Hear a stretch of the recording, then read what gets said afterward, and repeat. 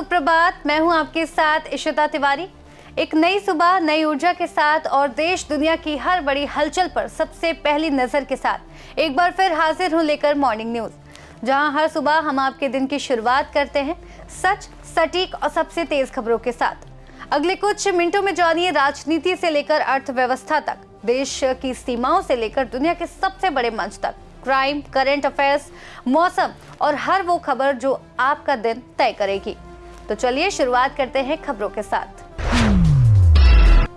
Seychelles गणराज्य के राष्ट्रपति डॉक्टर पैट्रिक हेर्मिनी 6 दिवसीय राजकीय दौरे पर भारत आएंगे। प्रधानमंत्री नरेंद्र मोदी के निमंत्रण पर राष्ट्रपति पैट्रिक हेर्मिनी आज से 10 फरवरी तक भारत की यात्रा पर रहेंगे। पिछले वर्ष अक्टूबर में पदभार ग्रहण करने के बाद ये उनका पहला भारत दौरा होगा। सेशेल्स गणराज्य के राष्ट्रपति डॉक्टर पैट्रिक हेर्मिनी 6 दिवसीय राजकीय दौरे पर भारत आएंगे। प्रधानमंत्री नरेंद्र मोदी के निमंत्रण पर राष्ट्रपति पैट्रिक हेर्मिनी आज से 10 फरवरी तक भारत की यात्रा पर रहेंगे। पिछले वर्ष अक्टूबर में पदभार ग्रहण करने के बाद ये उनका पहला भारत दौरा होगा। बॉलीवुड अभिनेता राजपाल यादव को दिल्ली हाईकोर्ट ने चेक बाउंस के आरोपों से जुड़े मामलों में सरेंडर करने का निर्देश दिया है। अदालत ने फैसला इस बात के बाद लिया है कि वे बार बार अदालत द्वारा तय किए गए सेटलमेंट भुगतान की समय सीमा को भूलते रहे और दिए गए वादों का पालन नहीं किया। बाराबंकी के रामनगर स्थित सुप्रसिद्ध श्री लोधेश्वर महादेव धाम में फाल्गुनी मेले की तैयारियां तेज हो गई हैं। आज से शुरू होने वाले इस मेले से पहले सोमवार को ज्वाइंट मजिस्ट्रेट रामनगर गुंजिता अग्रवाल ने पूरा मेला क्षेत्र का निरीक्षण किया। उन्होंने अधिकारियों को सभी व्यवस्थाएं समय पर पूरी करने के निर्देश दिए। महर्षि महेश योगी की पुण्यतिथि आज मनाई जाएगी। महर्षि महेश योगी ने विश्व के लगभग 140 देशों में भ्रमण किया था। अपने ज्ञान, अपने आदर्श, अपने अध्यात्म और अपने विचारों को लोगों तक पहुंचाया था। छत्तीसगढ़ में धान खरीदी की तारीख को अब आज तक बढ़ा दिया गया है। मुख्यमंत्री विष्णुदेव साय के निर्देश के बाद तारीख को बढ़ाया गया है। धान खरीदी के लिए पहले 31 जनवरी अंतिम तारीख रखी गई थी, जिसके बाद अब इसे बढ़ाते हुए 5 फरवरी कर दिया है। इस साल महाशिवरात्रि 15 फरवरी को है। ऐसे में कांवड़िया हरिद्वार जल लेने के लिए निकल रहे हैं। वहां से वे शिव मंदिरों में जल अर्पित करने निकलेंगे। इस दौरान हरिद्वार और बिजनौर की पुलिस आपस में तालमेल करके व्यवस्था बनाने पर काम करेगी। उत्तर प्रदेश उत्तराखंड की सीमा पर बिजनौर पुलिस तैनात रहेगी। दोनों राज्यों के बीच सहमति के बाद आज से ट्रैफिक डायवर्जन शुरू होगा।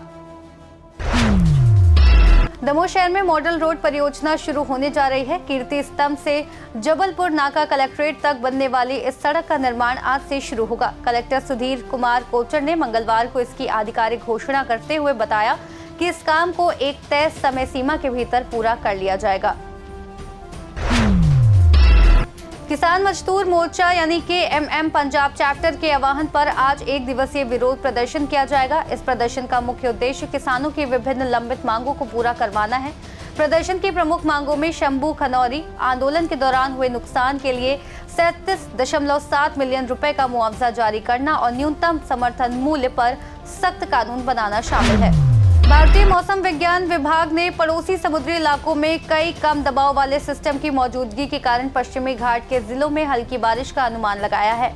इन इलाकों के निवासियों को सावधान रहने की सलाह दी है, खासकर पहाड़ी और भूस्खलन वाले इलाकों में, क्योंकि रुक रुक कर होने वाली बारिश से रोजाना के काम और यात्रा पर असर पड़ सकता है। खबरों के बाद बात होगी इतिहास की, क्योंकि आज का दिन सिर्फ तारीख नहीं है, ये गवाह है उन पलों का जिन्होंने इतिहास की दिशा बदली। कभी आजादी की लड़ाई, कभी विज्ञान की बड़ी खोज, कभी जन्म एक महान व्यक्तित्व का, तो कभी एक ऐसा फैसला जो आज भी हमारी जिंदगी को प्रभावित करता है। चलिए जानते हैं आज के दिन इतिहास में कब क्या हुआ।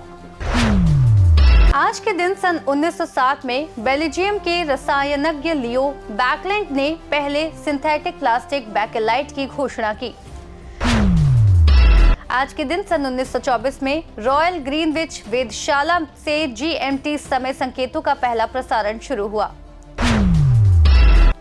आज के दिन सन 1971 में अपोलो 14 मिशन के अंतरिक्ष यात्री चंद्रमा पर उतरे।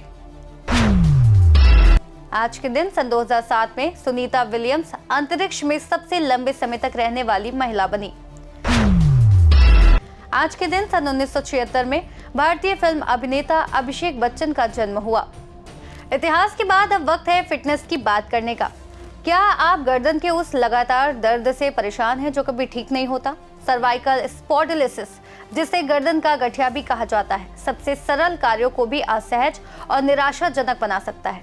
कई लोग राहत पाने के लिए संघर्ष करते हैं और अपनी परेशानी को कम करने के लिए प्राकृतिक उपचारों की तलाश करते हैं। ऐसे में हम आपको बताएंगे कि आखिर आप इस समस्या में भी कैसे रह सकते हैं फिट।